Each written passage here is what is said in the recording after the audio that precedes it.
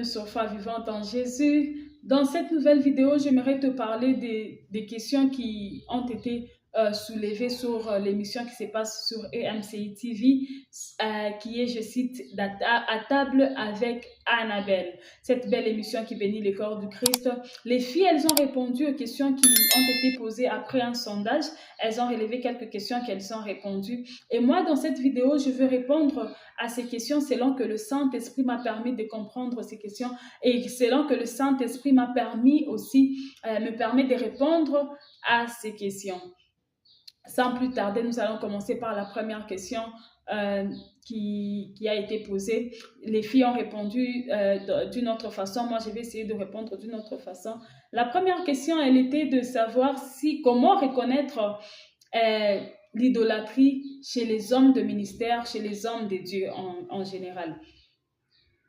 L'idolâtrie chez les hommes de Dieu, elles ont répondu de comment reconnaître quand les fidèles idolâtrent les hommes de Dieu. Et moi, dans cette vidéo, je veux répondre comment reconnaître une église idolâtre, un pasteur idolâtre. De toute façon, c'est la même chose parce que quand un pasteur est idolâtre, automatiquement son église devient idolâtre. Comment reconnaître ces églises-là? Parce que de nos jours, il y en a tellement qu'on ne sait pas où aller chercher véritablement le Seigneur. Nous allons répondre à cette question. Comment reconnaître? Premièrement, c'est quand il n'y a pas de sainte doctrine dans l'église. Ça veut dire que on parle de tout.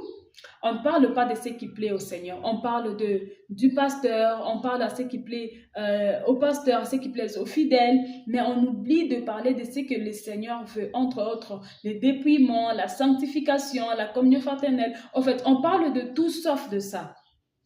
Deuxièmement, il y a manque d'humilité.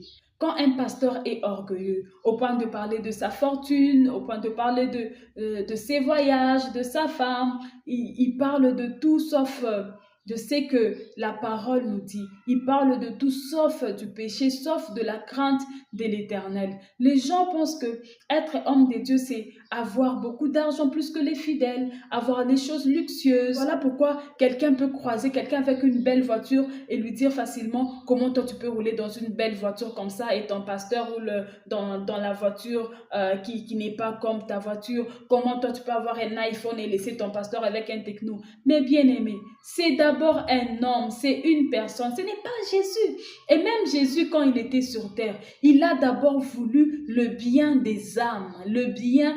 Il avait les soucis des âmes. Les avoirs ne l'intéressaient pas. Et c'est ça que les hommes de Dieu doivent adopter. Pas de chercher seulement leurs intérêts, apparaître, qu'on leur voie, l'orgueil de partout.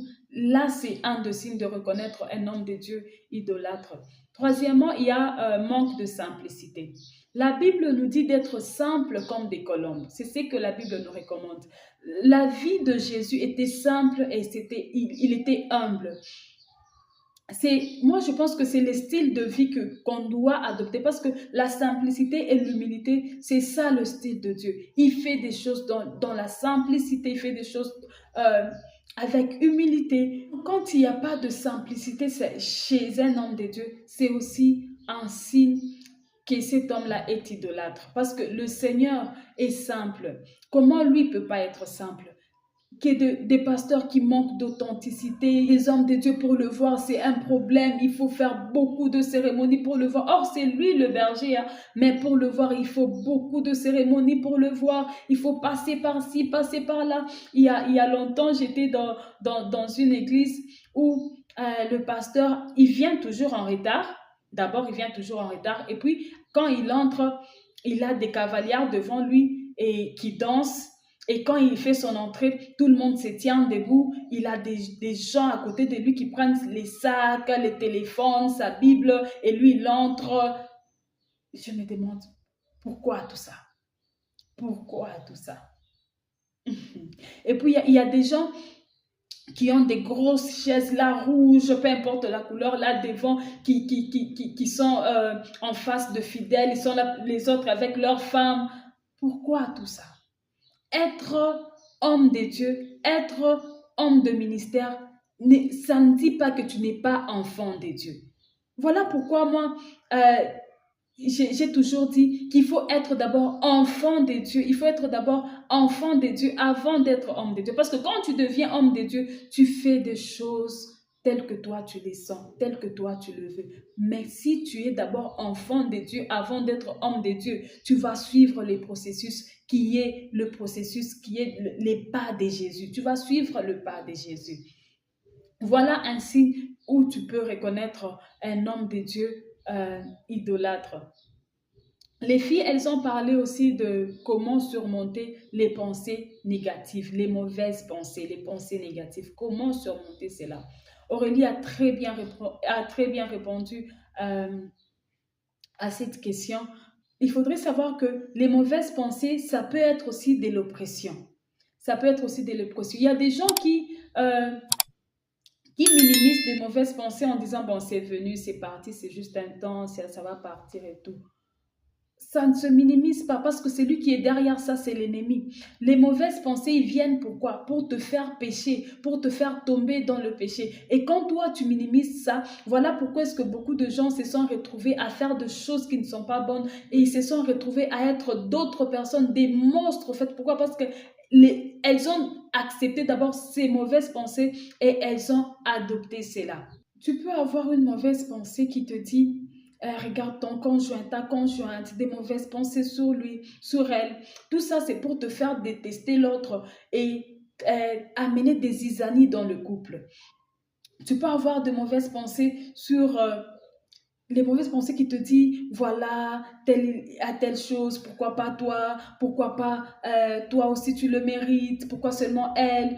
Tout ça, c'est pour t'amener à la convoitise, tout ça, c'est pour t'amener à pécher. Si tu acceptes, si tu développes cela, tu verras que tu seras aigri, tu n'auras pas de joie parce que c'est le fruit du diable. Ce n'est pas le fruit du Saint-Esprit pour nous, enfants de Dieu. Les mauvaises pensées ou l'oppression, quand ça vient, c'est la guerre des esprits, au fait. Quand tu as un esprit faible, ces mauvaises pensées vont dominer sur toi. Et quand tu as un esprit fort, tu vas dominer sur ces mauvaises pensées.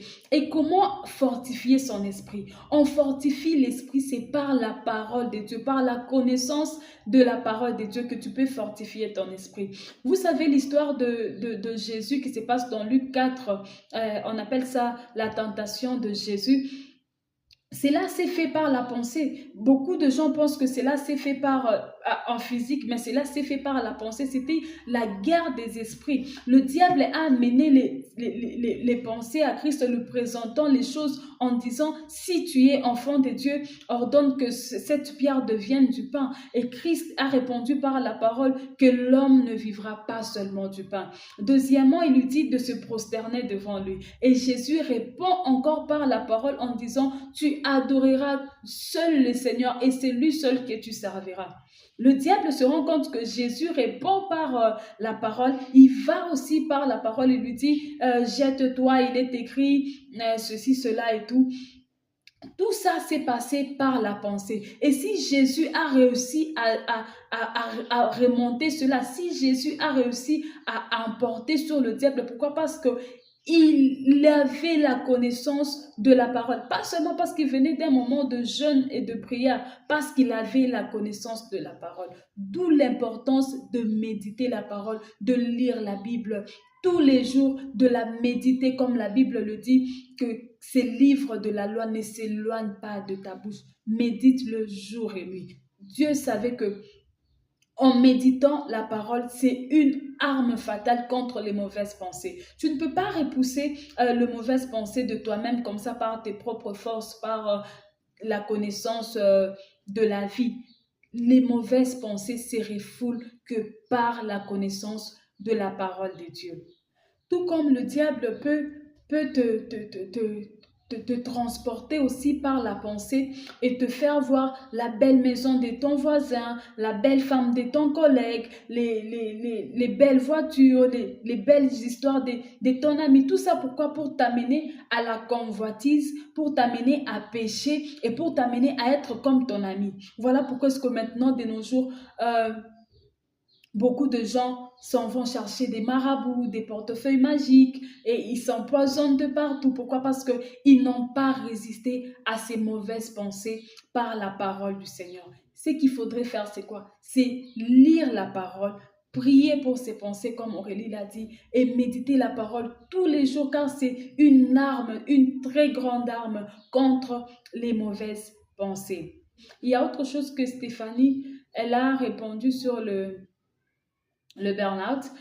Pour ceux qui ne connaissent pas le burn-out, vu que c'est un mot anglais, c'est un état de fatigue intense, c'est un état de grande détresse causé par le stress en général. Et si tu te retrouves dans ce cas, c'est très facile d'avoir de mauvaises pensées, c'est très facile d'avoir des idées noires, c'est très facile d'être fatigué, d'avoir le dégoût de tout, au fait, d'avoir le dégoût de tout. Voilà pourquoi il est important de se décharger sur les seigneurs. Quand tu sens que tu es dans cet état, parle au Saint-Esprit. Commence par parler au Saint-Esprit. Parce que quand tu parles au Saint-Esprit, le Saint-Esprit va te guider sur des bonnes personnes qui peuvent t'aider, va t'amener des gens merveilleux qui peuvent t'aider. L'erreur qu'on a souvent faite, c'est quoi? C'est que on essaie d'en parler autour de nous. Deux fois, on tombe sur des mauvaises personnes qui nous jugent.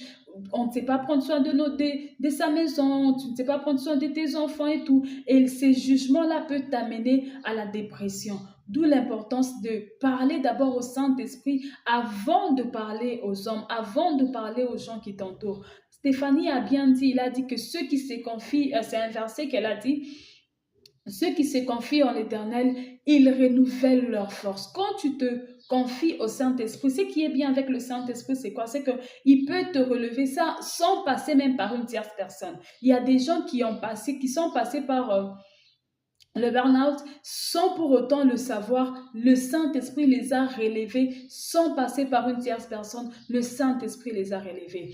Il est très important de parler, de commencer d'abord à parler au Saint-Esprit avant de parler aux gens qui nous entourent. Car les gens qui nous entourent sont des gens, ce sont des gens, tu peux tomber sur n'importe qui et il peut profiter pour te faire du mal derrière ta détresse. Il y a une question aussi que Annabelle a répondu sur le cure d'âme. C'est vrai que c'est par la grâce de Dieu, c'est par sa miséricorde que il nous mène à la repentance, mais la cure d'âme aussi, elle est très importante parce que la cure d'âme permet que ta délivrance se fasse en toute facilité et rapidement.